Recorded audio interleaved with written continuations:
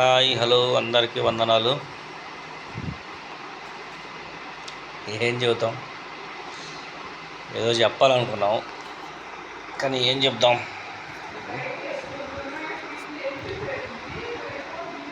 ఈ పాస్టర్లు, మత పీఠాధిపతులు, గురువులు ఏమంటారు, మత గురువులు వీళ్ళంతా కూడా దరిద్రాన్ని బోధిస్తున్నారు.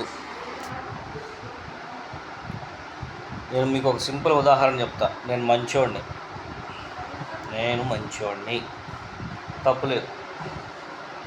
నేను మంచోడిని అని చెప్పుకోవడం తప్పులేదు. కానీ అవతల వాడు దొంగ అని చెప్పడం ఎందుకు? తప్పు కదా. అవతలని దొంగ అనే అధికారం నాకెక్కడిది? నా అయ్య మొగుడికి ఎక్కడిది? పాస్టర్లైనా, పీఠాధిపతులైనా, మతాధిపతులైనా, గురువులైనా, ఎవరైనా ప్రతి ఒక్కళ్ళు కూడా గుర్తుపెట్టుకొని మనమంతా మనుషులం.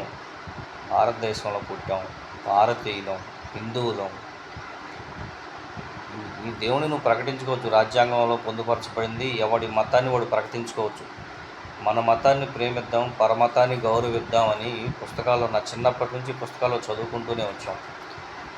చదువుకొని సంస్కారం పెంచుకోవాల్సింది పోగొట్టి సంస్కారహీనంగా ఒక రోడ్డు మీద తిరిగి కుక్కల్లాగా మనం మాట్లాడుతున్నాం. యేసే నిజమైన దేవుడు, మిగతా వాళ్ళు దేవుడు. మిగతా వాళ్ళ గురించి అసలు మనకెందుకు? మన దేవుడు యేసు ప్రభు, అంతే. యేసు ప్రభుని నమ్ముతున్నాం. మా దేవుడు యేసు ప్రభు, అంతవరకే చెప్పుకుందాం. మిగతా వాళ్ళు దేవుళ్ళు కాదు అని చెప్పే అధికారం మనకు లేదు. అర్థమవుతుందా? ఓకే. కృష్ణుడు దేవుడు, అది వాళ్ళ నమ్మకం. కృష్ణుడు దేవుడు అని చెప్పుకునే అంతవరకే వాళ్ళకి హక్కు. యేసు ప్రభు దేవుడు కాదు, మనిషి లేకపోతే రాక్షసుడు అని చెప్పే అధికారం వాళ్ళకి లేదు. ఎందుకు అనవసరంగా ప్రజల్ని రెచ్చగొట్టి, మందిరాల్లోకి వచ్చే ప్రజల్ని, గుళ్ళోకి వచ్చే ప్రజల్ని ఇట్లా మతం పేరుతోటి చిచ్చుపెట్టి మన దేవుని దూషించారు అని ప్రజల్ని రెచ్చగొట్టి, పాస్టర్లు కూడా ఏమి నేర్పుతున్నారు చెప్పండి? ఎందుకు మనకి? మనం అంతా ఒకటే కదా. ఒక దేశంలోనే పుట్టాం.